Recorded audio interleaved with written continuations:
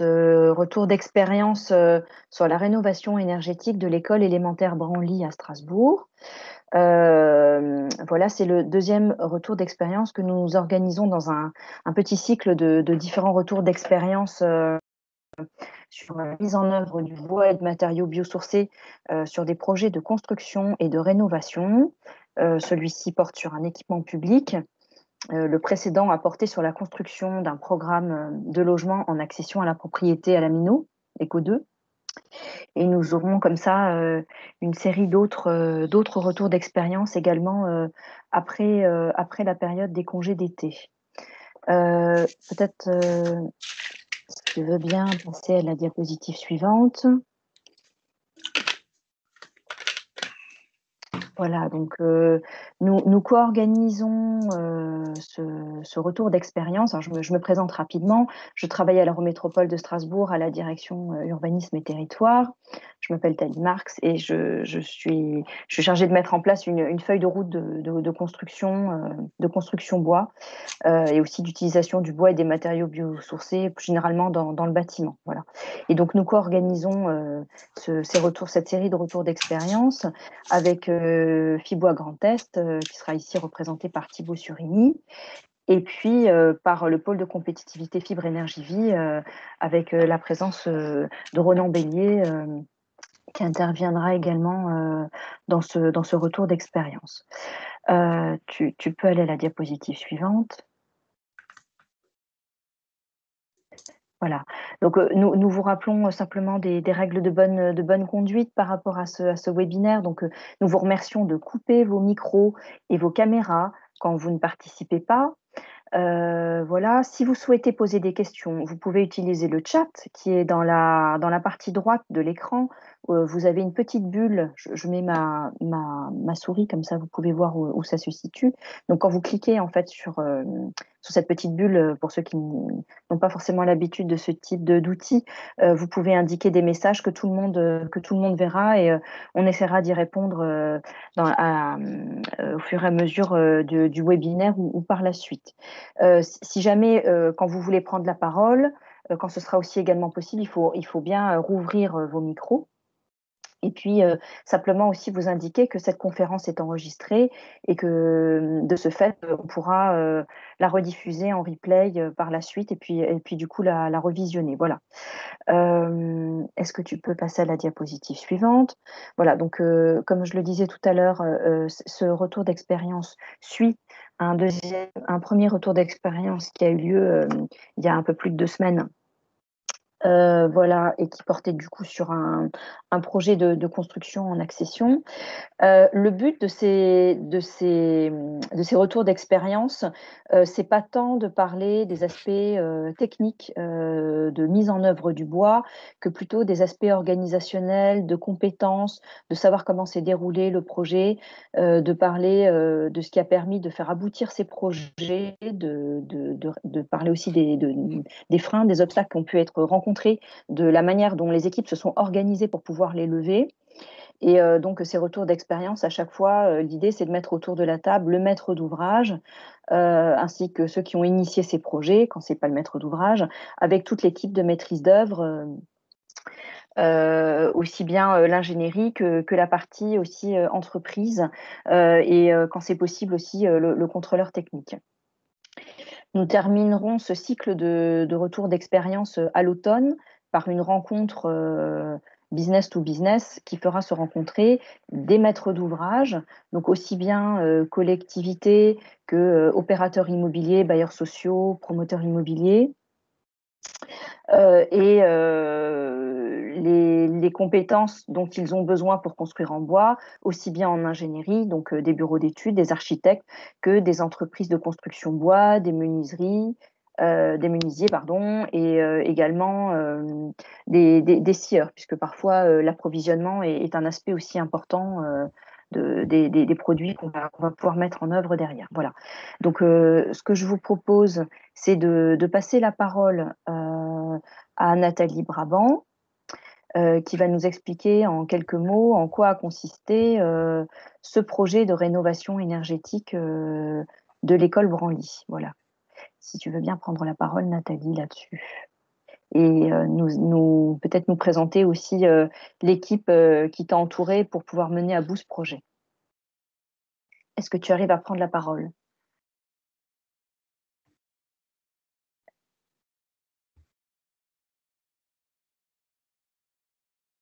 Est-ce que le problème technique est résolu? Oui, Oui, très pardon. bien. Bonjour, on est vraiment désolé. Il n'est pas tout à fait résolu, mais en tout cas, on a basculé sur un ordi individuel et on va se passer l'ordinateur. Je suis avec Monsieur Fischer. Voilà. Je suis vraiment désolée, là, on a eu des petits soucis. Pas de problème. Voilà, C'est bon, on vous entend très bien. c'est déjà Merci. bien. Ouais, et on vous voit bien aussi. Comme le proposait Talimar, si vous pouvez présenter rapidement le projet et puis en quoi il a consisté. Oui, alors, Monsieur Fischer vous entend pas, mais je lui passerai le casque après. Donc, en fait, on parle de l'école Branly, qui se situe à Strasbourg, au droit de, pas très loin de la, voilà. J'attendais le plan. Donc, on est pas très loin de la place de Bordeaux, à l'arrière de France 3 Alsace, et on est sur une école qui est située entre un quartier résidentiel qui est composé de villas au nord, et puis au sud un ensemble d'immeubles des années 50-60, une petite cité en fait. Et à l'est, on a le cours d'eau, la petite rivière de l'Ar. Donc on était sur un bâtiment des années 60 qui a été mis en service en 66. On est sur un R+2 d'environ 1800 mètres carrés. Et on avait une problématique sur cette école. D'abord, il y avait très peu de travaux qui avaient été faits depuis quand même pas mal de temps. Donc, elle était quasiment dans son jus. Et un gros problème de consommation d'énergie et surtout de confort thermique d'été. Du coup, on a lancé une opération de rénovation, enfin d'enveloppe thermique, de mise en œuvre d'enveloppe thermique, avec un objectif surtout de consommation d'énergie. Enfin, on n'avait pas d'objectif précis, si ce n'est réduire les consommations et rentrer dans la RT 2012. Donc, on a lancé ça en 2017. Avec un budget d'1,3 million à l'époque, sans prescription bois spécifique, c'est-à-dire que nous, on avait dans l'idée de refaire l'enveloppe thermique. On avait une grosse contrainte. Par contre, c'était des travaux en site occupé. Il était hors de question qu'on vide cette école pendant les travaux. Donc, travaux d'été, 7 semaines sur deux étés. Voilà, c'était la grosse contrainte. Et au-delà de l'enveloppe thermique, on remettait en peinture les salles de classe et on avait dans l'idée d'installer uniquement une simple flux. Donc, on a fait une consultation, une petite procédure en marché négocié, donc sélection de 5 candidats par un premier jury. Après une offre, chacun, les 5 candidats font une offre, proposition d'honoraires et une note méthodologique qu'on analyse et on a attribué au groupement Georges Fischer, OTE et Otelio en BE environnemental. Voilà, donc on a démarré les études de mémoire en été 2017. On a avancé jusqu'en APD jusqu'à l'automne, à peu près 6 mois, ou non, là je vous dis une bêtise, jusqu'en janvier, pendant 6 mois. Monsieur Fischer nous a fait la proposition qu'il va vous expliquer après, et puis ensuite on a eu un petit arrêt. On a eu du mal à finaliser avec le premier bureau de contrôle. Du coup, on a remissionné un second bureau de contrôle qui nous a fait aboutir le projet. Du coup, on a perdu à peu près 6 mois. On était sur une année d'études et on a démarré les travaux à l'été 2019. Voilà, ça c'est pour les généralités. Je vais peut-être laisser Monsieur Fischer vous présenter le projet. Oui, très bien. Ça vous va?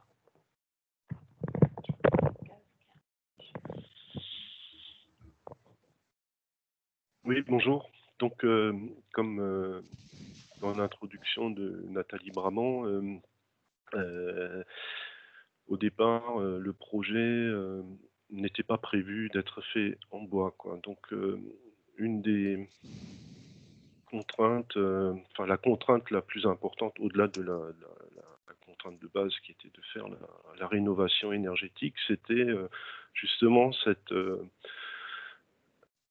exigence de faire les travaux pendant l'été, quoi. Donc, oui. Donc, à partir de là, j'ai réfléchi, donc pendant la consultation de maîtrise d'œuvre, j'ai réfléchi comment arriver à remplir cette contrainte, et très très vite, la seule solution qui s'imposait, quoi, c'était de réaliser des éléments préfabriqués. Et des éléments préfabriqués, donc en préfa, on peut faire du béton, on peut faire du métal, et on peut aussi faire du bois. Donc le bois, c'est naturellement imposé de par ses caractéristiques. Et puis on travaille maintenant à l'agence depuis quand même une dizaine d'années sur la construction bois, quoi. Donc j'ai fait cette proposition d'éléments préfabriqués à la maîtrise d'ouvrage. Donc c'était des caissons isolés, quoi, qui venaient se rapporter directement sur la façade. La façade d'origine présentait une caractéristique, il y a Monsieur Short qui arrive, présentait une caractéristique assez remarquable, puisqu'elle est tramée sur la trame éducation nationale de 1,75 m. Donc à partir de là, il était évident que les éléments en bois rapportés sur cette façade très fortement tramée, quoi. On peut peut-être passer la diapositive suivante. Oui, voilà. Donc on voit sur cette diapositive ces éléments préfabriqués, donc qui font la largeur de la trame, qui sont posés directement sur la façade. Pour des questions de délai, j'ai aussi proposé de faire venir des éléments terminés, quoi. C'est-à-dire, ce qu'on voit habituellement en construction bois, c'est qu'on vient, enfin, en construction normale, il y a les murs qui arrivent, les caissons qui arrivent, et ensuite on va rapporter le bardage ou la finition, et on va poser les fenêtres à l'intérieur des ouvertures qui sont créées dans ces éléments bois. Ici, comme on avait une contrainte de délai très très importante, et ça faisait aussi partie de l'appel d'offres qu'on a lancé avec OTE et Otelio, quoi. On a exigé que les éléments viennent terminés sur le chantier, quoi. C'est-à-dire qu'il y avait plus de... Une fois qu'ils sont rapportés sur la façade, il n'y avait plus que des travaux, quelques travaux de finition à faire, tant sur la façade sud que sur la façade nord. Alors ici, vous voyez à gauche, vous voyez la façade nord, et à droite, vous voyez la façade sud. Donc on a privilégié, comme l'orientation du bâtiment était, on va dire, thermiquement thermiquement très intéressante, donc c'est toujours plus facile de traiter une façade sud, une façade ouest ou ouest du point de vue des apports solaires. Donc sur la façade sud, nous avons encore en plus, pour des exigences de confort d'été, mis en place des stores qui permettent justement d'éviter les apports solaires tout en gardant une luminosité à l'intérieur des salles de classe. Donc, au niveau du traitement de finition, nous avions aussi expérimenté deux types de traitements, quoi. Donc, le premier traitement donc sur la façade sud était un bardage bois. Donc, ce bardage bois, on l'a brûlé, on l'a brossé pour que cette façade vieillisse de façon relativement uniforme et pour avoir un aspect, pour ne pas avoir de besoin d'entretien, quoi. Et aussi pour ses qualités esthétiques. Sur la façade nord, comme on a vu sur la diapositive précédente, qui était déjà une façade enduite, on a reconduit un enduit sur les panneaux préfabriqués qui ont été mis en place. Donc pour moi, comme ce bâtiment présentait quand même des qualités architecturales assez on va dire remarquables, il est extrêmement bien construit, quoi. Donc ce qui a permis aussi de réaliser ces panneaux, donc ils sont tous, on va dire, identiques au niveau des dimensions, des largeurs et des hauteurs, ce qui a permis de réaliser une rénovation qui s'appuie sur les qualités architecturales initiales du bâtiment. Donc, on va donner une nouvelle image au bâtiment et une nouvelle dimension thermique, sans pour autant dénaturer l'architecture d'origine. Et ça, c'était un point qui, pour moi, était aussi important. Donc, on va dire, sans dénaturer l'architecture d'origine, on réalise quelque chose de complètement neuf, quoi, qui rappelle l'architecture initiale. Donc, le fait de préfabriquer la façade a permis de travailler tous les détails. Donc, on le voit bien sur la photo de détail en bas, quoi. Donc, les capotages de finition, les fenêtres. D'ailleurs, on retrouve sur la position, enfin, dans la trame des fenêtres actuelles, enfin, réalisées, quoi, l'esquisse d'origine de l'architecte en 1965. Donc, on a aussi ça a permis de travailler tous les détails. Donc, on est allé jusqu'aux têtes de vis, hein. On a calpiné les vis. On a défini la taille des têtes de vis, ce qui donne finalement un aspect très soigné et brut aussi, de par le matériau utilisé qui est le bois, quoi. Du moins sur la façade sud, quoi. Très bien. Je vous remercie pour cette première description. Si ça vous va, je vous propose peut-être de passer finalement les différentes phases du projet pour qu'on puisse avoir un témoignage complémentaire aussi à la fois de vous, mais aussi du maître d'ouvrage et de l'entreprise et du bureau d'études. J'avais peut-être une première question alors pour Madame Brabant. Voilà, vous avez bien dit que c'était, il n'y avait pas eu de consultation, enfin, pardon, le matériau n'était pas cité dans la consultation, mais c'était bien votre proposition aussi de groupement. Alors, peut-être pour Madame Brabant, savoir un petit peu quel était son avis vis-à-vis de la proposition bois, tout simplement, quel c'est son aperçu. Madame Brabant n'est actuellement pas là parce que comme on a des problèmes de connexion, elle est en train de chercher quelqu'un qui peut résoudre nos problèmes de connexion, quoi. D'accord. Alors, bon, ça, effectivement, je sais pas, elle est même pas dans le bureau, quoi, actuellement, quoi. On va attendre son retour, alors c'est pas bien grave. Simplement, oui, vous aviez fait un groupement avec le bureau d'études, hein, c'est bien ça pour répondre? Oui, c'est-à-dire c'était un marché de maîtrise d'œuvre sous loi MOP, hein, donc moi j'ai fait donc je suis mandataire de l'équipe de maîtrise d'œuvre et on monte à chaque consultation un groupement de maîtrise d'œuvre qui est composé donc de bureaux d'études.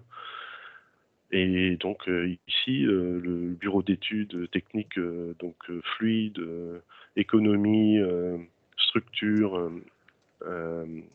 était OTE.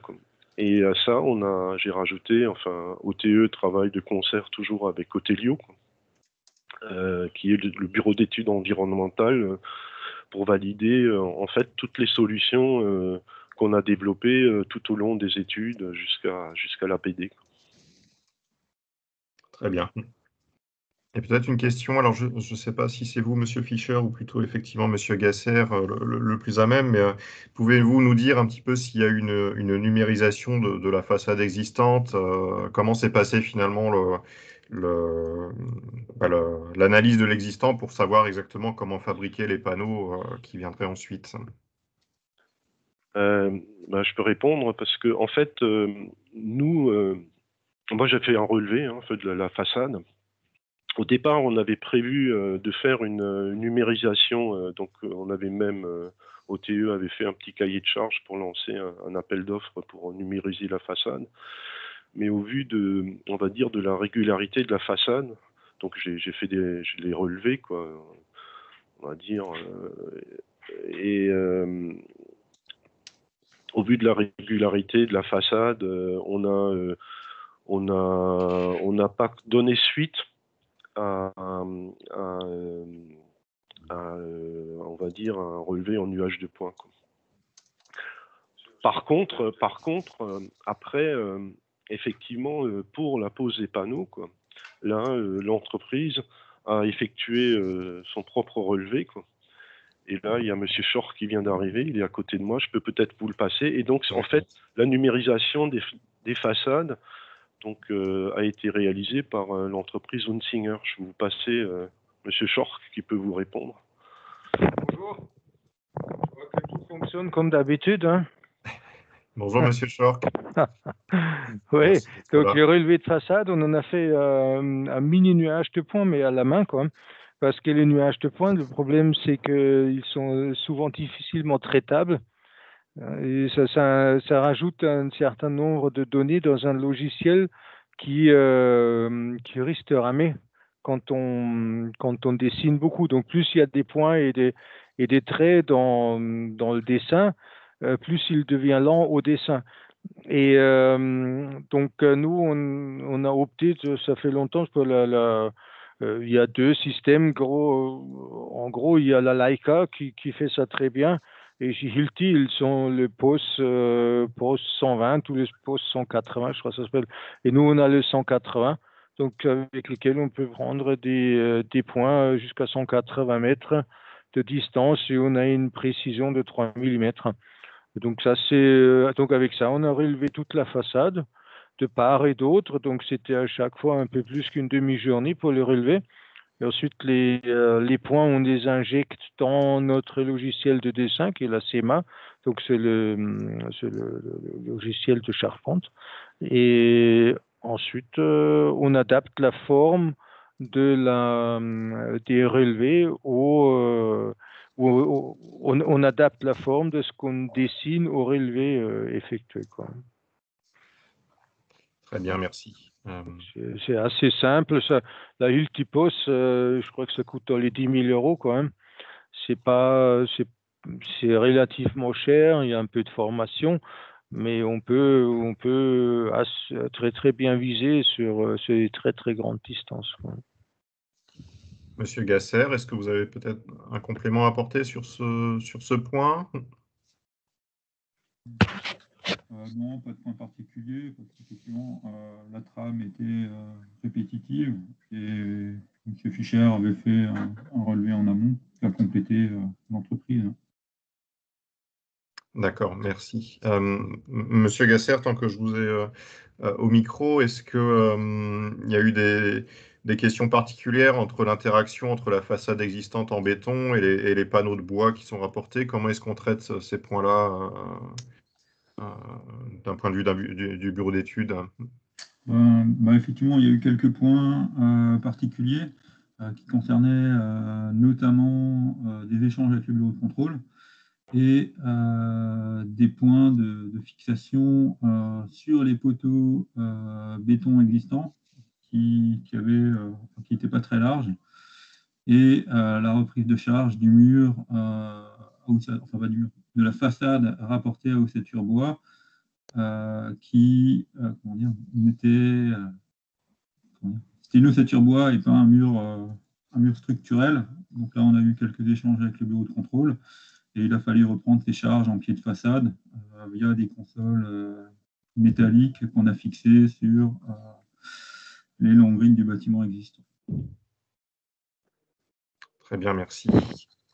Peut-être vous parlez du bureau de contrôle. Alors, on a entendu qu'il y avait eu un changement de bureau de contrôle pendant le projet. Je ne sais pas si c'est Monsieur Fischer qui veut en parler. Peut-être expliquer justement quel a été quels ont été finalement les points de discussion avec le premier bureau de contrôle et pourquoi finalement avoir dû changer pour notamment faire appliquer certaines solutions. Oui, Monsieur Fischer, pardon. Était évoquée la question du bureau de contrôle par Monsieur Gasser. Et est-ce que vous pouvez justement nous parler un petit peu à la fois des missions confiées au bureau de contrôle et puis des points de discussion qui ont nécessité peut-être, pas peut-être, mais qui ont nécessité le changement de bureau de contrôle pour faire accepter certaines solutions? Oui, donc avec le bureau de contrôle, on n'a pas trop compris leur réaction ni leur position, puisque on avait fait une présentation. Donc, une fois qu'on rend l'APD au maître d'ouvrage, on a une présentation de l'APD, quoi. Et on avait présenté l'APD. Et avant ça, on avait fait un APS, quoi. Donc, le bureau de contrôle était tout à fait au courant de la technique de façade qu'on allait employer. Et pendant cette présentation, le bureau de contrôle a donné son accord. Voilà, il a dit OK, pour moi c'est bon. Voilà, donc à partir de là, tant pour le maître d'ouvrage que pour la maîtrise d'œuvre, c'était clair que bon, il y a toujours des ajustements à faire, quoi. Il y a toujours des avis suspendus, quoi. Mais bon, ça fait partie des études, quoi. Et le bureau de contrôle, suite à cet accord, a fait un écrit dans lequel ils avaient donné un avis défavorable. Mais bon, parfois on a des avis défavorables qu'on arrive à lever, mais là c'était un avis défavorable de principe. Et là, on n'a pas trop compris pourquoi il refusait ce principe de façade, puisque bon, il y a déjà des réalisations de ce type qui ont été effectuées, quoi. Donc, on avait quand même consulté ou j'avais regardé tout ce qui s'est déjà fait, quoi. Comment étaient réalisés les autres types de façades du même type qui avait déjà été réalisé, quoi. Donc pour nous, tant que pour la maîtrise d'œuvre que pour la maîtrise d'ouvrage, il n'y avait pas de problème, quoi.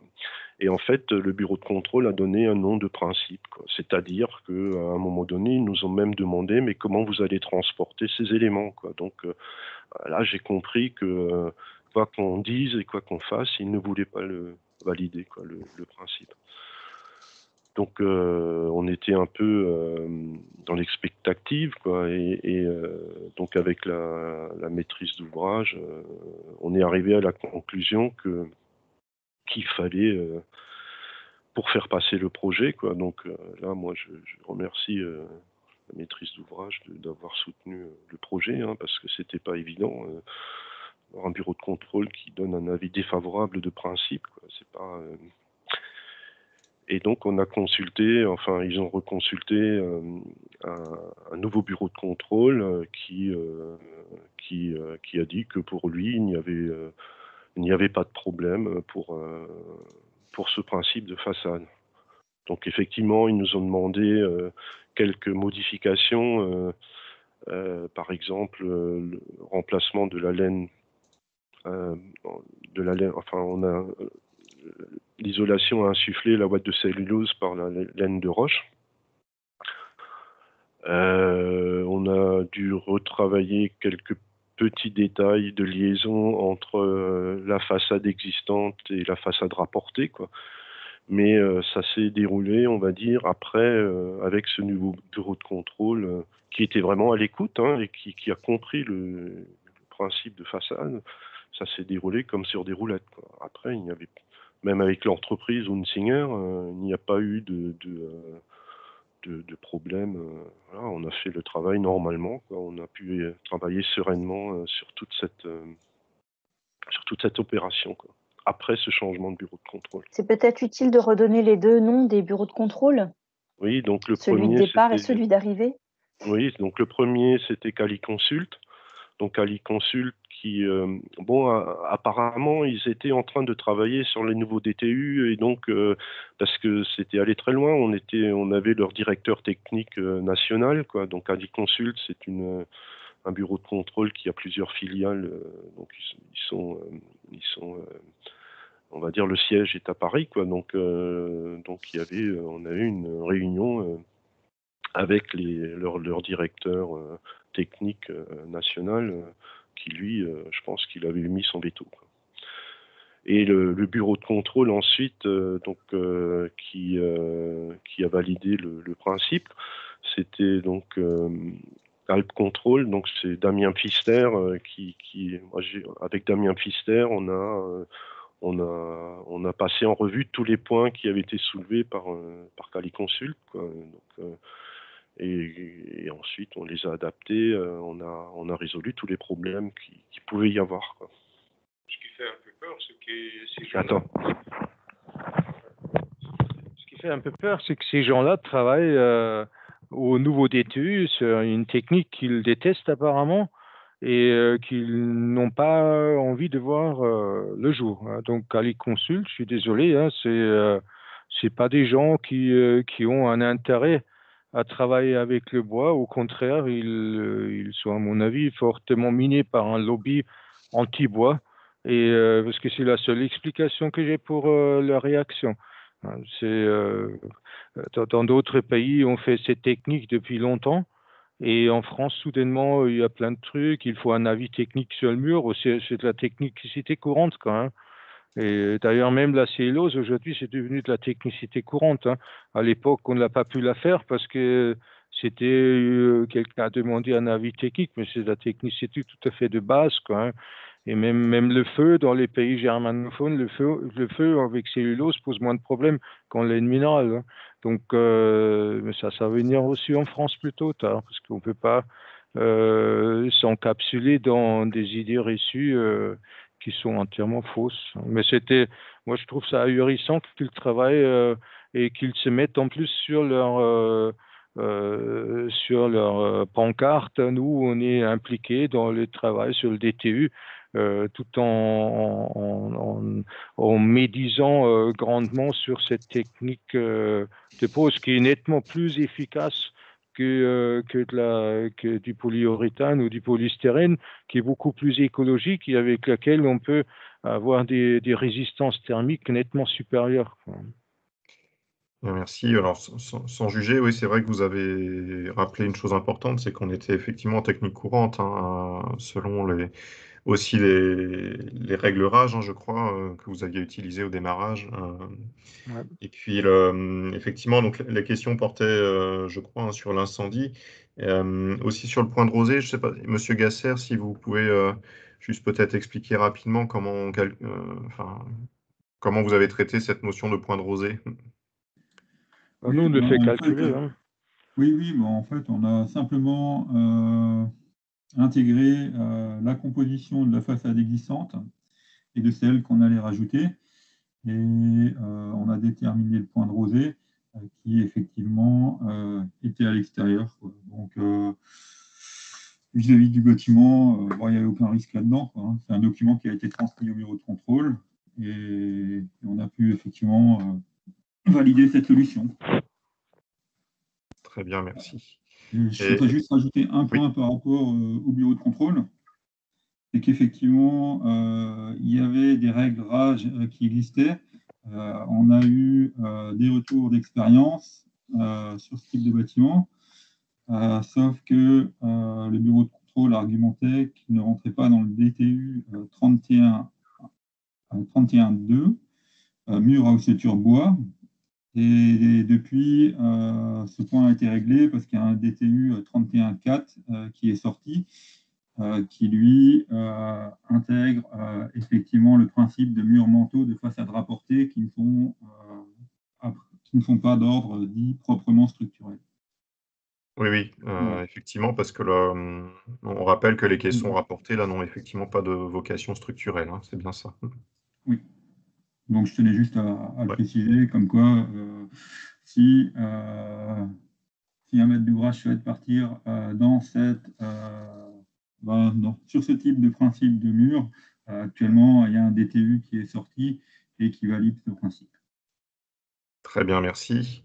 Et juste pour finir, peut-être en lien avec cette discussion, est-ce qu'il y a eu des questionnements vis-à-vis de l'assureur, à la fois pour l'entreprise, le maître d'œuvre ou le maître d'ouvrage?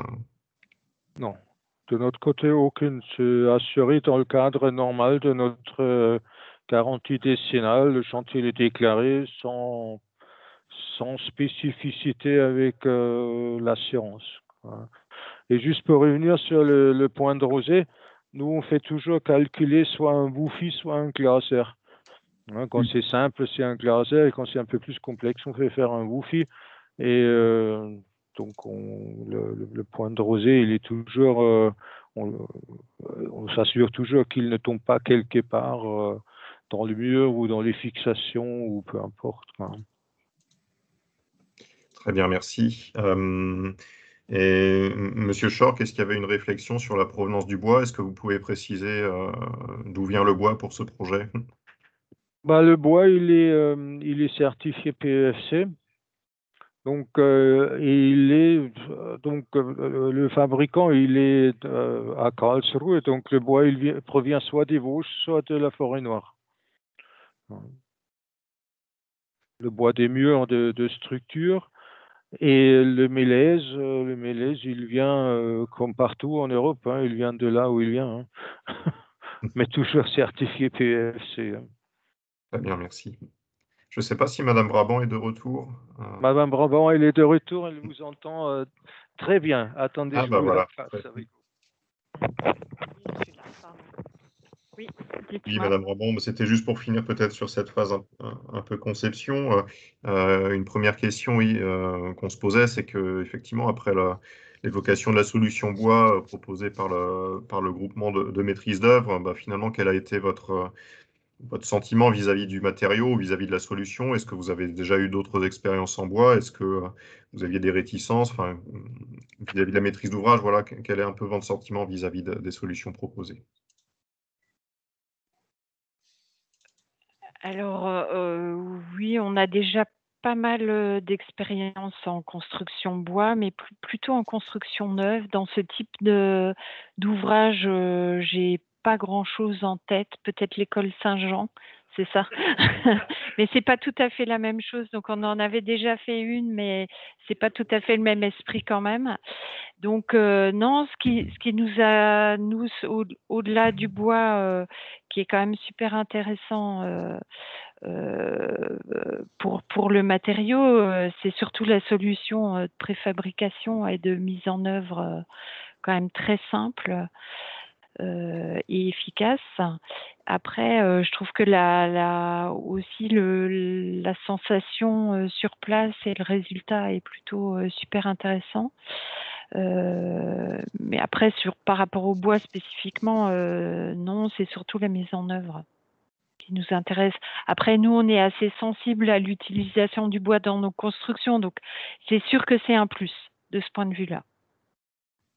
Très bien, merci. Et Monsieur Fischer, voilà, nous évoquait tout à l'heure que ça va être une procédure assez classique de recrutement des maîtres d'œuvre et entreprises.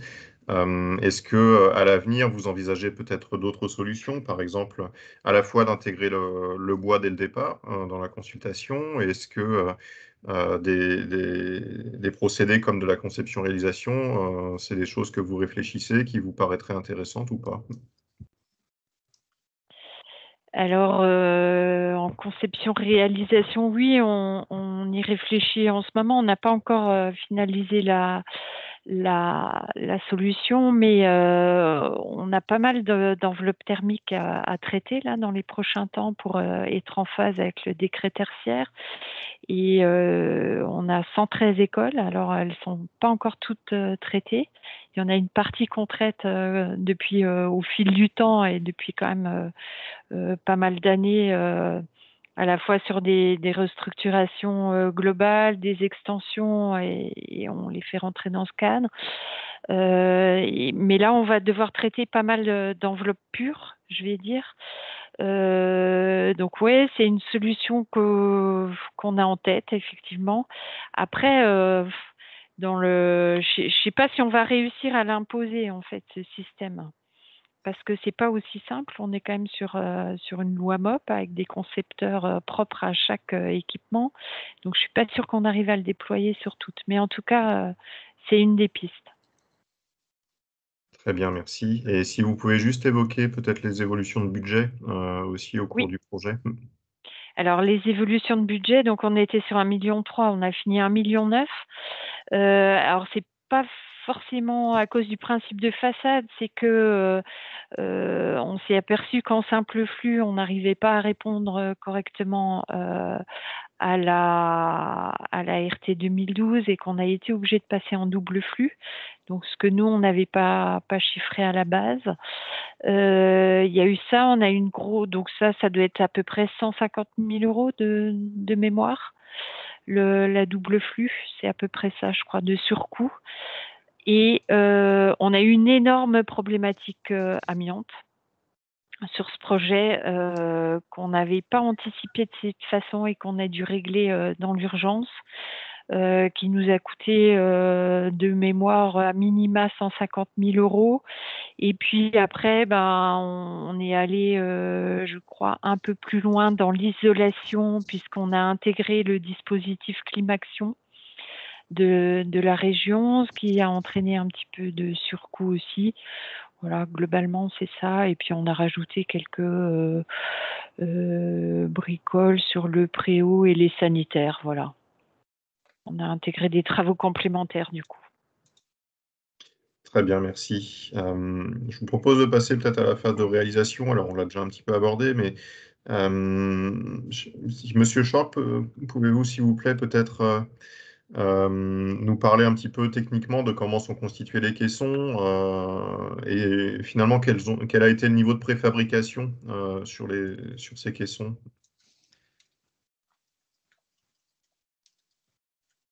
Ah, par contre, on ne vous entend pas. Ah, vous m'entendez là? Ça y est, c'est bon. Oui. Magnifique. Donc, les caissons étaient préfabriqués avec donc à l'intérieur la couche de rattrapage de différence de niveau, ensuite l'OSP, ensuite l'isolation entre les montants, le panneau de fermeture à l'extérieur, et d'un côté avec le bardage dessus et les fenêtres dedans, et de l'autre côté avec la sous-couche d'enduit et les fenêtres dedans aussi. Comme ça, pourquoi la sous-couche d'enduit? C'est malheureusement, comme toujours, l'enduiseur, il vient quand il veut, hein, ou quand il pleut pas, et ensuite c'est dépendant le gars qui pose les échafaudages. Donc, il faut toujours mettre la sous-couche dessus, comme ça les panneaux sont protégés contre la pluie, même s'il vient 6 mois plus tard, c'est pas grave. Mais en gros, le mur est venu tout fini, et il fallait juste faire les jonctions entre les éléments sur place. Très bien, et peut-être je fais la transition avec les questions qui nous sont parvenues. Alors, Monsieur Brun nous demandait comment sont fixés les panneaux. Est-ce que vous pouvez... Alors, Monsieur Gasser l'a évoqué un petit peu tout à l'heure. Est-ce que vous avez des compléments à apporter? Non, c'est un peu ça le secret du. Ah, d'accord.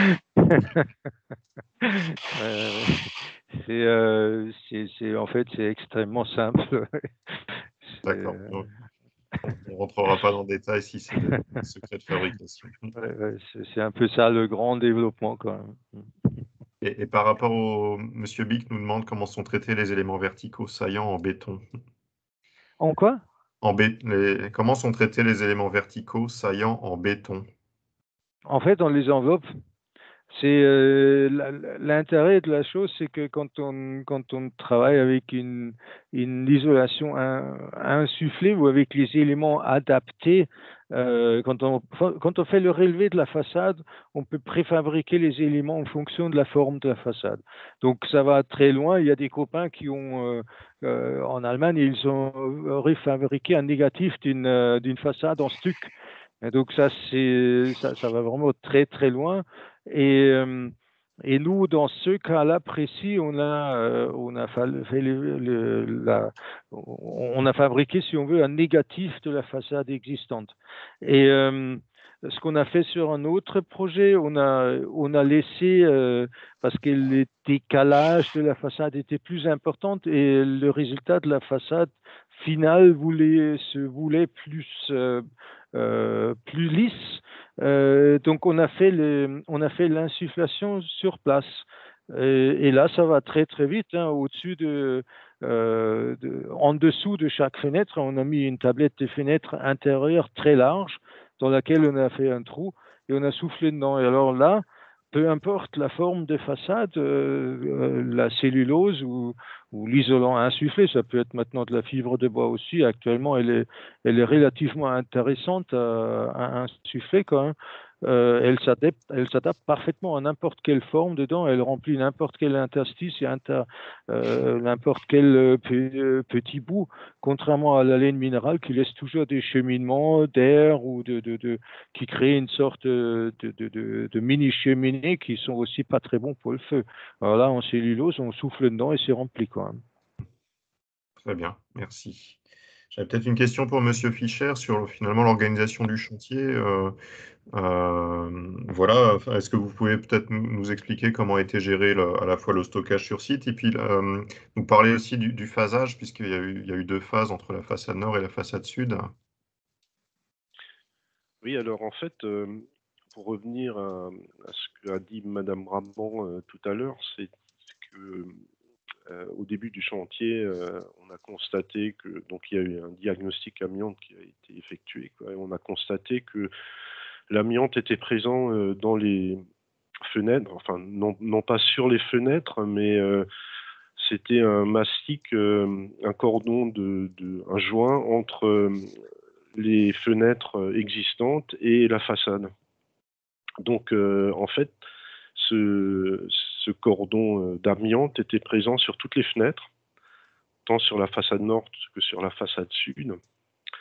Donc ça nous a rajouté une contrainte de temps supplémentaire et c'est là en fait où le procédé a prouvé, on va dire, toute sa pertinence, quoi, puisque on a pu poser les façades poser les façades rapportées sur les façades, tout en désamiantant à l'intérieur. C'est-à-dire, donc les façades sont à l'extérieur et les fenêtres étaient posées à l'intérieur. Donc, ça nous a permis de réaliser quasiment, enfin, bon, désamianteur a travaillé seul, quoi, mais de faire le désamiantage sans pour autant perturber l'avancement du chantier, quoi. Et le fait que les délais de pose étaient finalement plus courts encore que ce qu'on pensait, puisque l'entreprise Hunsinger a posé la façade sud en 7 jours. Donc il n'y avait pas les finitions, les capotages, quoi. Ça a pris un peu plus de temps, ça a pris 2 semaines, quoi, mais c'est toujours pareil avec les finitions comme sur tous les chantiers. Et la façade nord, donc là ils avaient fait l'apprentissage. Ils ont posé la façade nord en 5 jours. Donc 600 mètres carrés en 5 jours, quoi. Même 4 jours, quoi. Moi j'étais arrivé, ils ont commencé lundi, ils avaient fait leur préparation et puis les photos que vous voyez ont été prises jeudi. J'ai été pris au dépourvu par la vitesse de pose. C'était un véritable balai qui était c'était assez impressionnant à voir. Donc l'organisation du chantier. Donc on avait prévu un phasage Donc c'est OTE qui a fait le pilotage, quoi. Donc le phasage était prévu donc en été 2019 façade sud, en été 2020 façade nord. Et donc bon, avec le désamiantage, on a dû faire quelques travaux pendant les vacances de la Toussaint, quoi. Mais grosso modo, tout a été fait dans les temps, quoi. Et en incluant le désamiantage qui n'était pas prévu à l'appel d'offres, hein. Ça, il faut bien en tenir compte. Alors, ça c'était possible aussi par l'accessibilité, on va dire, de la cour d'école. Bon, c'était un peu compliqué pour arriver, quoi, mais une fois que les camions étaient dans la cour, je crois qu'il y a des photos de chantier, là, on peut voir un peu comment se déroulait. Voilà, donc là, on voit bien, quoi. Donc, on a un camion avec les éléments. Donc, ça, c'est sur la photo de droite, vous avez, ils sont en train de poser la façade nord, quoi. Donc, au niveau chantier, ça s'est déroulé parfaitement, quoi, on va dire. J'ai rarement eu un chantier où ça se déroulait aussi bien, quoi. C'était vraiment une expérience extrêmement positive pour la maîtrise d'ouvrage, mais la maîtrise d'œuvre et aussi pour l'entreprise, quoi. Ouais. Voilà, donc, Oui, donc la cour, hein, servait de zone de stockage, hein, c'est ça. Et puis avec la rapidité, finalement, il y avait très peu de temps de stockage, hein, c'est bien ça. ben, la cour, oui, en fait, on voit, il y avait juste un camion qui venait, quoi. Donc, il livrait ça presque les panneaux arrivaient presque en flux tendu, quoi. Donc, il déchargeait, il posait, après la remorque repartait, une nouvelle remorque arrivait, etc., quoi. Donc, bon, il faut la place pour installer une grue. Il y avait aussi une PPM à un moment donné, quoi, mais... Très bien. Et puis bon, voilà, il faut la place pour mettre les chariots et comment ça s'appelle ça, les nacelles. Donc, mais bon, derrière, on a une bande, enfin, il y a un espace qui n'était pas utilisé, quoi, qui fait 7-8 mètres de large, et après, on a une voie de service, donc à l'arrière, qui fait 4 mètres 50, 5 mètres de large, quoi. Donc, c'était largement suffisant pour travailler, quoi. Très bien. Monsieur Gasser, vous avez des éléments peut-être complémentaires sur le phasage? Non, sur le phasage, pas spécialement. Ok, très bien. Il y a On M. parle... qui a Oui, quand même lui qui a assuré la pause. ça marche, oui. Donc, je voulais juste encore une fois insister un peu sur le fait que les fenêtres pouvaient rester en place pendant qu'on posait les éléments, quoi, hein. Donc ça, c'est vraiment intéressant dans cette technique. Donc l'avancement du chantier à l'intérieur du bâtiment ou l'extérieur n'a aucune incidence sur l'avancement à l'intérieur. Donc si les fenêtres sont dedans ou ils sont enlevés, on s'en fout un petit peu, quoi, hein. Parce que les murs à l'extérieur, on les pose. Et si le gars, parce que le démontage des fenêtres à l'intérieur, c'était dans le désamiantage,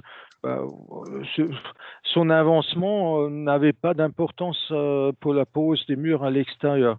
Donc ça, c'est vraiment intéressant.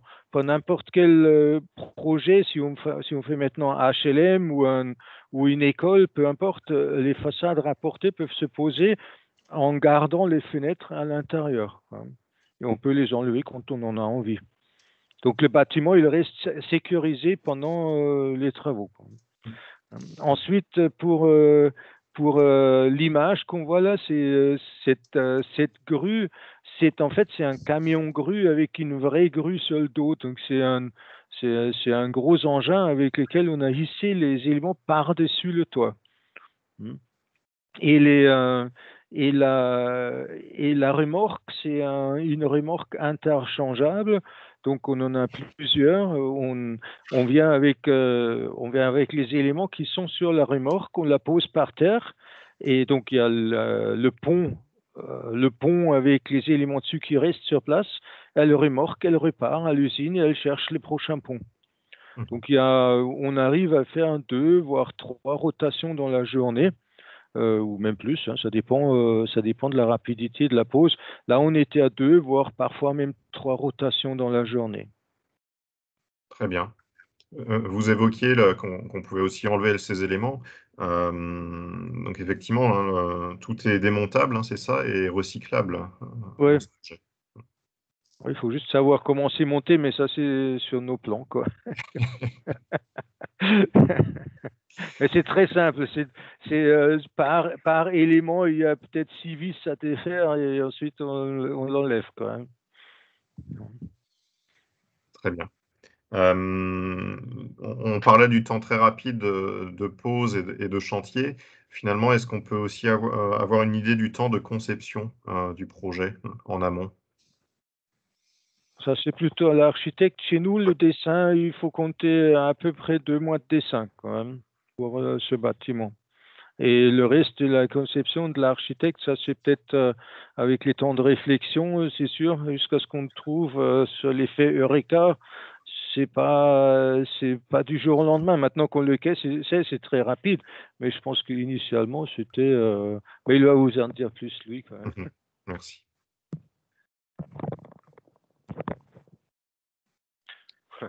Les temps de conception, en fait, on va dire chez moi, c'est, on va dire, on a conduit les opérations APS, APD, suivant les délais de la maîtrise d'ouvrage. On avait 4 semaines pour faire l'APS, 4 semaines pour faire l'APD. Voilà, donc ensuite, on a 6 semaines pour faire le pro. Mais pour moi, la conception de ces éléments, c'est un long processus de maturation, puisque en fait, je vais vous le dire, hein, quand je suis rentré à l'école, donc à l'ENSAIS, on avait une esquisse à l'époque, c'était en 1986, donc ça nous rajeunit pas. On avait une esquisse pour rénover la façade, donc boulevard de la Victoire de l'ENSAIS, la section architecture. Et j'avais déjà dessiné quelque chose comme ça, quoi. Donc, qui se rapportait à ça, mais il n'y avait pas de bois, c'était une image, quoi, qu'on nous demandait à l'époque. Mais j'avais déjà ça à l'esprit, quoi. Donc, et à un moment donné, à un moment donné dans la vie, quoi, on a des éléments qui se rassemblent. Et là, ce projet, quand il y a eu l'appel d'offres, je me suis souvenu de cette esquisse et comme il y avait cette contrainte de temps, et comme j'avais commencé donc quelques années auparavant à travailler sur le bois, quoi, donc je commençais enfin j'ai connu, j'ai compris le potentiel du matériau bois, quoi, en travaillant dessus, quoi. Et ensuite, tout se réunit et à un moment donné, voilà, la solution est évidente, quoi. Mais il n'y a pas de temps de conception, quoi, à proprement parler. Moi, je dirais qu'il y a un processus de maturation. Et pour ça, il faut beaucoup travailler. Il faut connaître toutes les techniques, les possibilités, les limites. De chaque matériau, et à un moment donné, il y a un projet qui permet une certaine forme d'évolution. Et puis, il faut aussi dire, ces techniques sont dans l'air du temps, quoi. C'est pas, voilà, donc c'est comme ça que ça se passe, quoi. Mais une fois que l'idée est là, quoi, de dire, voilà, on fait des éléments verticaux qui sont rapportés sur la façade, qui est intéressante, c'est une façade tramée. Là, on arrive, donc voilà, c'est un long processus pour la conception, mais une fois que l'idée est là, le développement de l'idée ne prend pas plus de temps qu'un autre projet, quoi. Très bien. Je pense que j'ai répondu à votre question. Oui, oui. Une question posée par Monsieur Herter, finalement sur le lien avec le scieur. Est-ce que le scieur a pu scier en fonction de vos plans d'exé, ou est-ce que il a fallu adapter ces plans d'exé aux sections standards et aux longueurs standards de sciage? Je vais donner la parole à Monsieur Schork. Ouais. Sur le scieur. Ouais, je viens d'envoyer la réponse à cette question. En fait, c'est pas le scieur qui prépare le bois, c'est nous. On a une machine de taille, donc on achète des tiges, de dimension standard qui font 13 mètres de long. Et ensuite, nous, on les découpe. Hein, donc, nous, on travaille avec toujours un duo ou maintenant un lamelé collé dans les murs parce que le KVH, il est pas trop stable dans sa forme pour cette utilisation. Donc, il faut quand même aller dans un bois un peu plus haut de gamme, mais c'est pas un scieur qui peut préparer le bois hein, parce qu'il doit être séché, il doit être stable dans sa forme et un scieur, tant qu'il n'a pas des moyens de préparation du bois correct, le bois il n'est pas suffisamment qualitatif pour pouvoir l'utiliser. Et de toute façon, c'est jamais un scieur qui prépare ce genre de choses. C'est l'entreprise telle qu'un autre. Il y en a plusieurs en Alsace qui font ça. On a un dessinateur, on a une machine de relevé et on a un logiciel de dessin. Et ensuite, on achète le bois en fonction d'une étude statique qu'on fait en interne ou qu'on fait faire. Et dans cette mesure, n'importe qui a cet équipement peut le faire quand même. Après, il faut qu'il sache comment ça se fixe, forcément. Très bien, merci. Je crois pour faire le lien avec une discussion qu'on a déjà eue aussi, la question se pose finalement sur la longueur des barres pour aussi diminuer vos chutes et par rapport aux sections aussi et aux longueurs qui sont nécessaires pour un projet, quoi. Voilà. Ouais, c'est ça. Moi, je peux commander les barres de longueur 12, 13 ou 13 mètres 50. Moi, je suis assez adepte des 13 mètres actuellement parce que c'est là où j'ai moins de 5% de chute quand même. Après, chaque projet peut avoir d'autres trucs, mais par le temps qui court, on ne peut pas trop faire la fine bouche. Hein. J'achète en 13 mètres et c'est tout.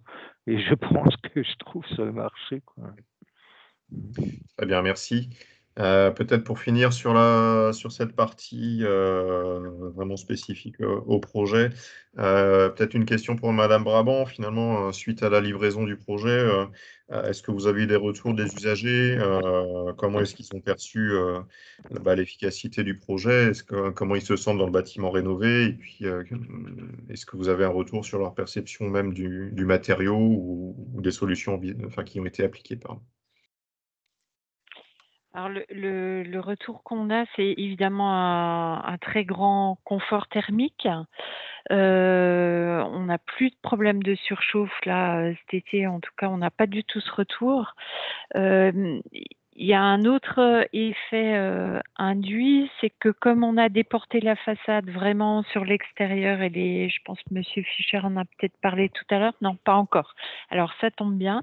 Comme on a déporté complètement les menuiseries sur l'extérieur, c'est-à-dire quasiment 30 cm plus loin que la façade, en tout cas entre 20 et 30, on a un effet sur l'intérieur des salles de classe qui est une profondeur supplémentaire sur chaque vitrage, menuiserie, d'au moins 50 cm, un bon 50 cm.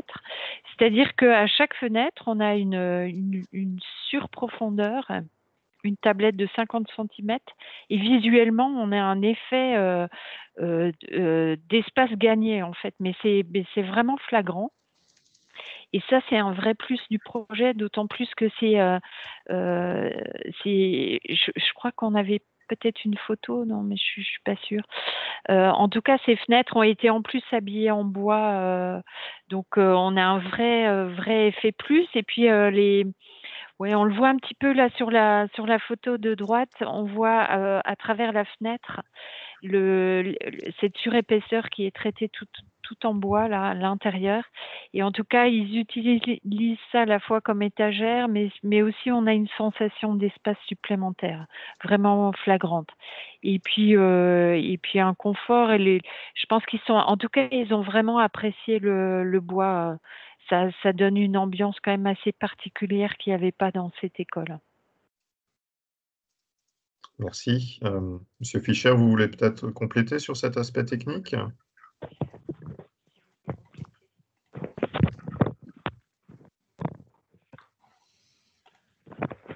alors cet effet de profondeur dans la façade, c'est pour moi un élément très intéressant, quoi, parce que effectivement ça donne un sentiment d'espace supplémentaire. Il faut comprendre qu'à l'origine, les fenêtres étaient posées au nu intérieur, les fenêtres existantes, donc celles dont je parlais tout à l'heure, qui étaient liées à la façade par leur cordon d'amiante. Et donc là, on a cette profondeur supplémentaire qui est vraiment très très intéressante du point de vue spatial, quoi, et qui que moi j'appelle, qu'on appelle en architecture un véritable, c'est devenu un espace d'usage, puisque tout de suite les enseignants se sont appropriés cette place, cet espace de rangement supplémentaire. Et après, il y a une notion c'est la notion de confort thermique. Donc, quand on parle de rénovation thermique, on parle, à mon sens, beaucoup de l'argent, des gains financiers que ça apporte, des gains en carbone, etc., d'économie de dégagement de CO2, donc de chauffage, etc., quoi. Mais il y a une notion qui est, pour moi, au moins tout aussi importante, c'est la notion de confort. Donc le confort, c'est comment on se sent dans un espace, dans une salle, dans une pièce. Et là, le confort supplémentaire qui a été donné à cette école est vraiment impressionnant, quoi. D'ailleurs, la directrice de l'école, Madame Alter, tout de suite, elle a dit mais maintenant on se sent vraiment vraiment bien dans ce bâtiment, quoi. Et effectivement, quand on rentre à l'intérieur, on a une espèce je sais pas, de chaleur, quoi. Enfin, c'est quelque chose qu'il faut ressentir, quoi. Ça ne se montre pas sur les photos, quoi. Et ça, c'est quelque chose qui ne se quantifie pas et qui ne se chiffre pas, quoi. Donc, pour moi, une piste aussi pour, on va dire, pour vendre les rénovations de façade, ou les rénovations énergétiques, c'est pas seulement un calcul de retour sur investissement, mais c'est le confort que ça apporte aux utilisateurs, aux gens qui sont dans ce bâtiment. Autre chose qu'on a pu faire, donc comme on a fortement renforcé l'isolation, on a pu supprimer pas mal de radiateurs, et surtout les radiateurs dans les couloirs. Si on peut remettre la façade nord, donc voilà, non, ça c'est la sud, voilà, celle-là, là. Donc sur cette façade, vous voyez, on le voit bien sur la photo de gauche, donc la façade existante. On voit que les fenêtres qui sont toute hauteur, quoi. Donc il y en a une toutes les 5 ou 6 trames. Il y avait un radiateur. Donc ce radiateur, on a supprimé. Donc, on a supprimé le radiateur, et en plus ils avaient mis un panneau opaque sur lequel ils faisaient l'affichage de dessins, etc., quoi. Donc cette fenêtre maintenant elle est vitrée toute hauteur. Le radiateur a disparu. Donc le radiateur avait été installé à l'époque pour l'effet paroi froide, hein, pour éviter. Et là maintenant on a un gain de lumière incroyable dans ce couloir du fait de la suppression du radiateur, quoi. Donc on gagne aussi en luminosité, quoi. Et ça c'est vraiment pareil, ça c'est des choses qui ne se quantifient pas et qui ensuite se mesurent en termes de confort et d'agrément d'utilisation, quoi. Très bien, merci. Est-ce que ce projet finalement a fait l'objet d'une communication spécifique vis-à-vis des vertus dont on a pu témoigner aujourd'hui?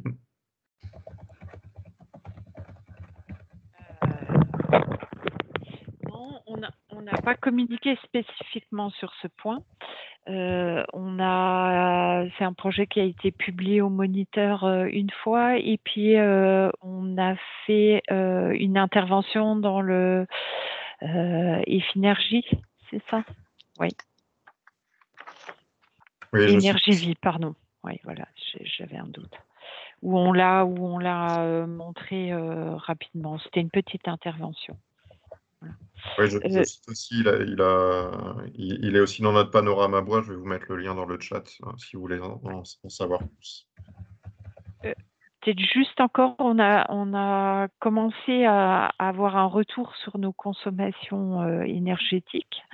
Alors, c'est pas forcément évident parce que la première année, on est rentré dans la phase Covid avec une ouverture des fenêtres régulière. Donc, en tout cas, c'est pas aussi performant que ça devrait l'être, mais on est en tout cas pas loin des 60% d'économie d'énergie sur la première année. Très bien, merci. Et donc, tu dirais que vous avez rentabilisé ce surcoût lié notamment à la double flux, enfin ce que tu évoquais tout à l'heure en termes de surcoût. Tu penses que tu mettras combien de temps finalement pour amortir les surcoûts Ouais, Moi, ça serait intéressant de savoir en termes de coût global, en fait. Comment vous regardez ça en termes de coût global? Tu n'as peut-être pas la réponse là, c'est pas grave, mais ça serait intéressant de regarder finalement, comme le disait très justement Monsieur Fischer, il y a des choses qui ne se chiffrent pas et qui pourtant apportent une qualité d'usage. Et puis il y a des choses qu'on peut chiffrer et en termes de coût global, c'est intéressant de regarder ce que ça pourrait signifier. Alors peut-être que Cédric, là, on a un collègue qui fait ça très bien chez nous, Cédric Elling. Il est en train de travailler sur ce genre de choses-là et par rapport aux futures projections de rénovation énergétique. Donc lui, il l'a peut-être calculé, mais on l'a pas encore calculé. En tout cas, on est plutôt très étonné de la performance. On ne pensait pas qu'elle serait aussi efficace. Cédric, tu lèves la main, là, on te voit lever la main justement. Tu veux prendre la parole peut-être? Qu'est-ce qui se mouche là? Bruyamment. Qui coupe pas son micro. Cédric, il faut que tu mettes ton micro en route si tu veux prendre la parole. Il faut que tu réactives ton micro.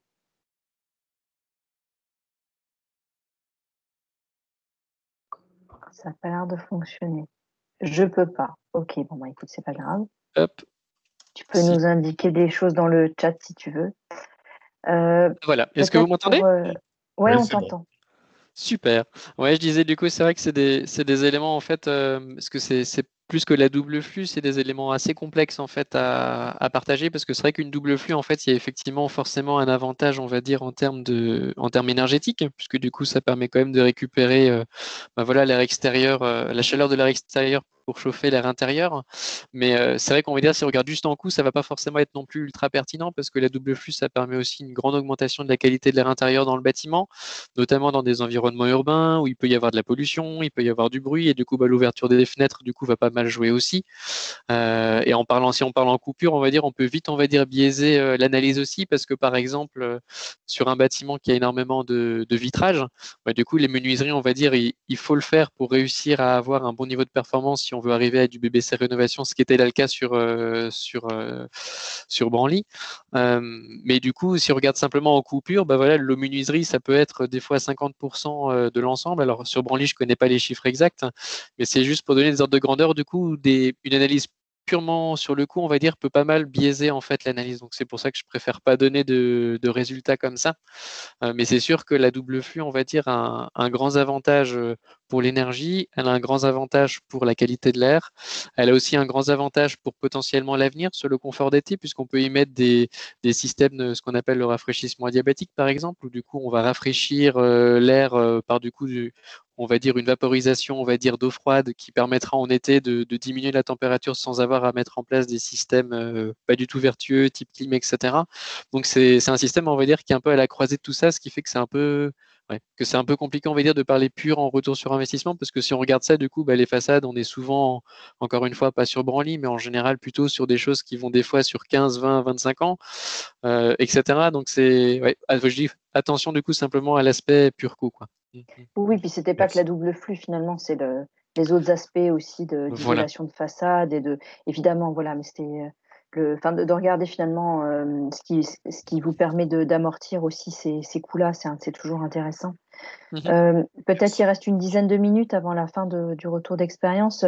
On aimerait bien vous entendre les uns et les autres qui avaient participé à ce projet sur finalement ce qui pour vous est les principaux enseignements que vous avez à en tirer de ce projet que vous avez mis en œuvre pour en faire bénéficier aux autres, et aussi sur des aspects de reproductibilité finalement aussi, parce que c'est ça qui est intéressant, ces retours d'expérience, et on se dit de quoi on va pouvoir profiter pour recommencer, que ce soit, vous parliez, hein, monsieur Short, tout à l'heure, pour de la rénovation de logements sociaux ou pour de la rénovation d'autres équipements publics.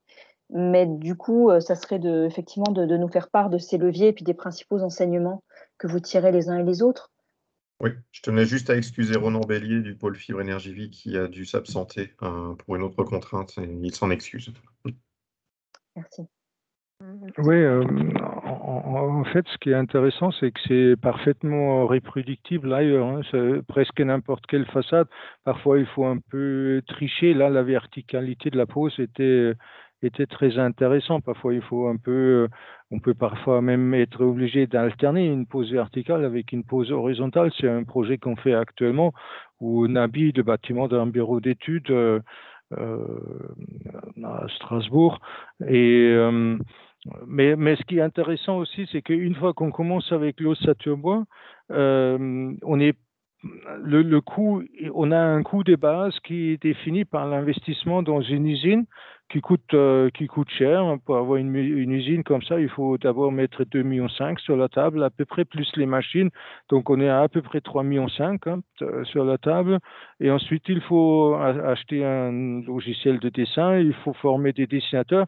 Donc, on a un investissement de base qui fait que quand on commence à travailler avec ces systèmes, on a un socle de base relativement cher. Par contre, quand on rajoute en épaisseur d'isolation, ça ne coûte pas beaucoup plus cher.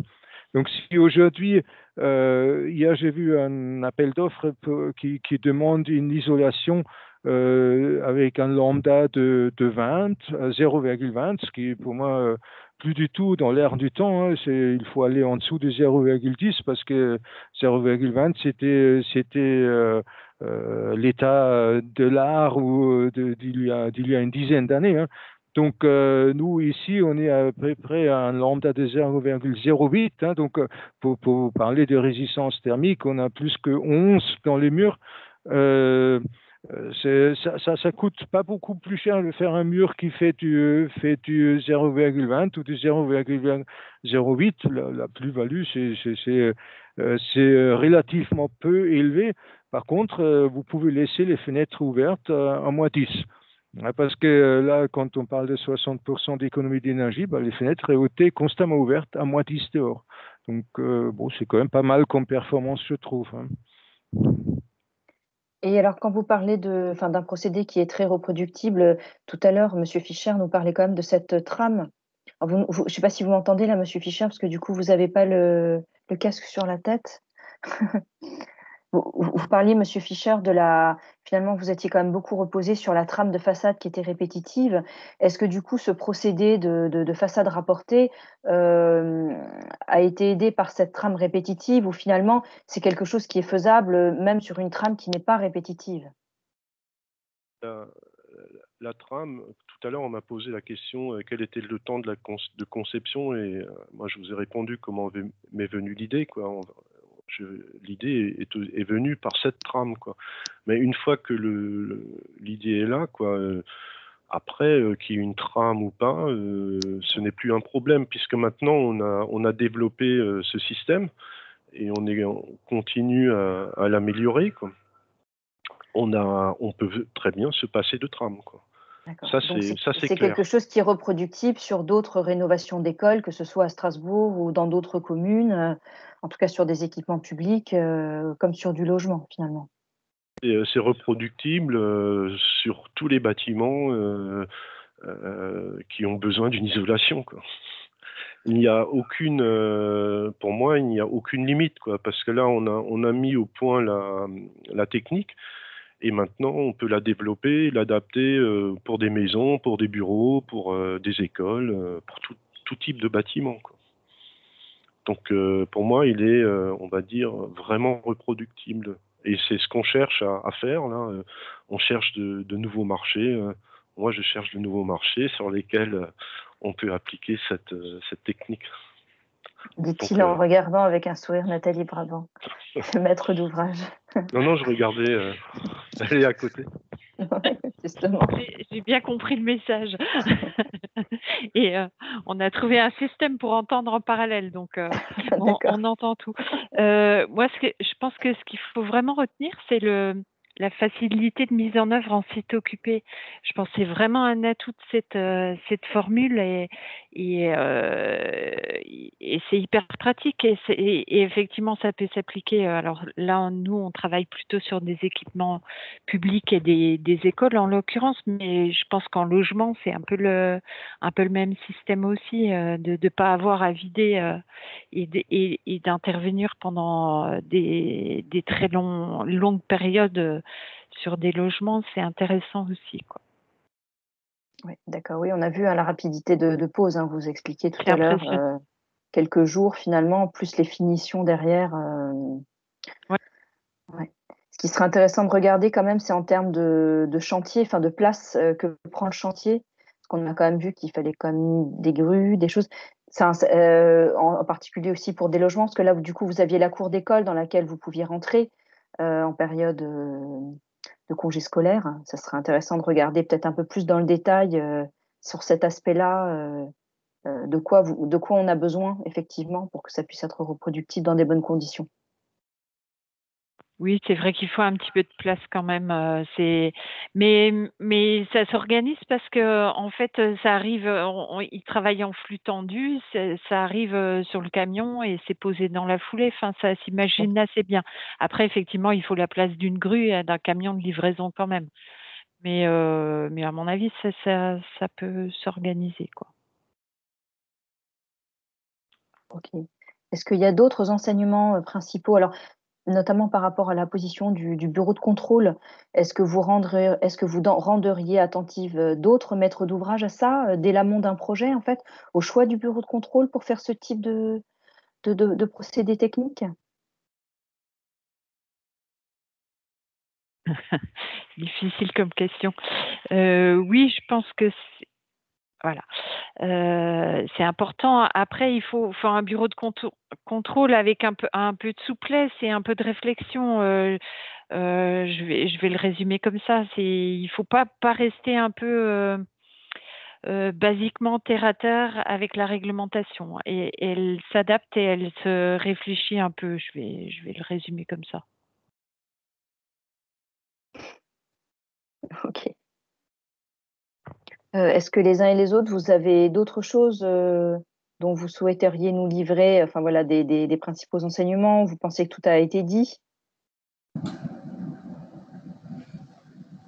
Peut-être au niveau des bureaux d'études, effectivement. Oui, moi j'aimerais juste rajouter un truc par rapport au bureau de contrôle. C'est vrai qu'on s'était, comment dire, actuellement, le DTU 31.4 est sorti, donc ce type de façade est visé. Donc il y aura probablement moins de discussions dans l'avenir. D'accord, ok. C'est moins un enjeu, du coup, la question du bureau de contrôle. Bon, après, je ne sais pas, je ne me place pas du côté du maître d'ouvrage, mais il faut sachez que maintenant, faut savoir que ça, c'est encadré actuellement, quoi. Donc, le DTU, maintenant, il fixe des règles, et le DTU n'était pas sorti au moment de l'élaboration du projet, quoi. Oui, merci.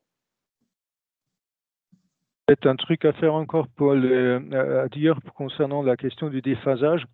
Les 20 heures que j'indique là, c'est en utilisant de la cellulose ou de la fibre de bois entre les montants. Donc forcément, avec la laine minérale, c'est beaucoup plus mauvais, hein. Mais maintenant qu'on peut, depuis très peu de temps, utiliser cette technique avec les épaisseurs qu'on avait sur Branly, on arrive à supérieur à 20 heures de déphasage. Et je le sais parce que par hasard, j'ai fait calculer un mur qui est légèrement plus mince hier. Et avec ce mur, on arrive à 18,5. Donc avec celui-là, ce Branly, on est à 20 heures, quoi, à peu près. C'est un sujet dont on parle pas trop, mais actuellement l'hiver, c'est plus tellement le problème quand on est en Haute-Savoie. Le problème avec les chaleurs qui risquent de se développer en été, c'est là le grand sujet qui va se poser dans les années à venir, parce que l'économie d'énergie ne va plus se faire en hiver, ça va se faire en été quand on n'a pas besoin de clim, quoi. Du coup, c'est important de pouvoir faire sortir la chaleur aussi rapidement et ne pas la faire rentrer finalement. Oui, donc moi j'ai encore une réflexion. Donc par rapport aux utilisateurs, quoi, donc justement le confort d'hiver, on va dire, il est réglé, hein, puisque les fenêtres étaient ouvertes par -10, bon, pour des questions de Covid, quoi. Donc par contre, en été, quoi, il faut bien que les utilisateurs sachent utiliser les protections solaires. Donc nous, on a mis en place des stores à lamelles extérieures, quoi, qui permettent et qui sont en plus, chaque salle est pilotable individuellement, quoi. Donc l'enseignant peut activer ou désactiver les stores, les faire descendre, les faire monter, créer l'obscurité, faire rentrer la lumière. Donc on a une position lumière de jour, quoi. Donc le problème, c'est donc en été, il faut que les stores soient descendus tout le temps, quoi. Parce qu'une fois que la chaleur est dans le bâtiment, elle ne va pas ressortir, quoi. Donc là, il y a quand même une adaptation des utilisateurs et il faut qu'ils comprennent bien l'outil qu'on leur a mis à disposition et qu'ils sachent l'utiliser, quoi. Donc, pour moi, il y a une formation ou une sensibilisation à faire des utilisateurs pour bien exploiter les qualités et les performances du bâtiment, quoi.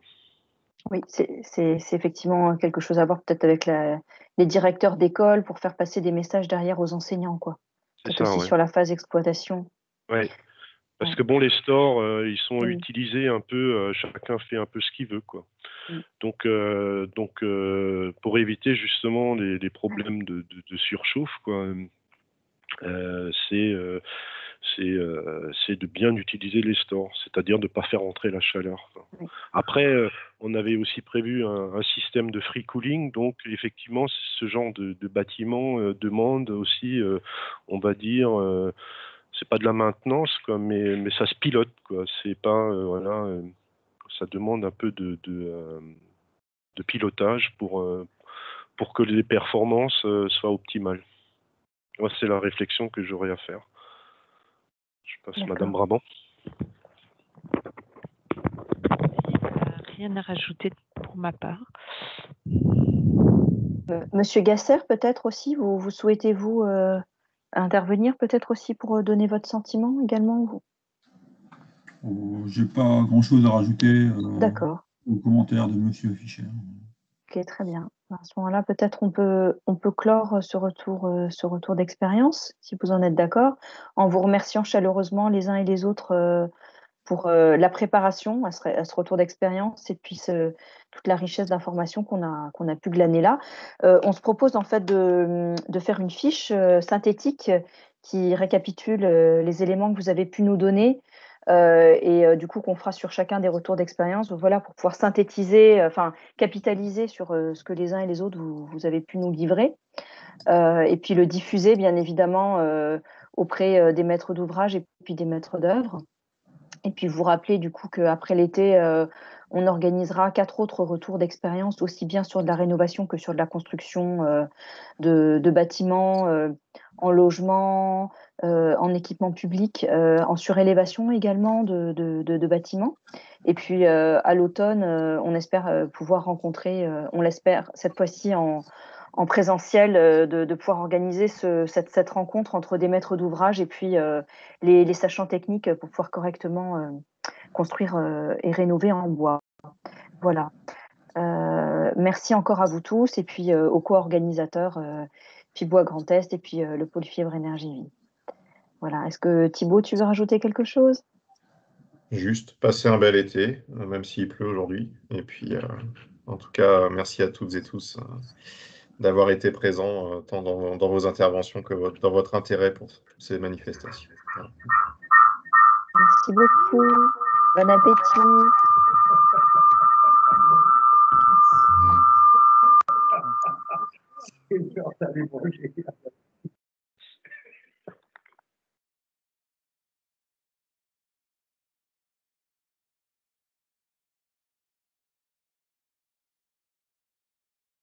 Merci Nathalie.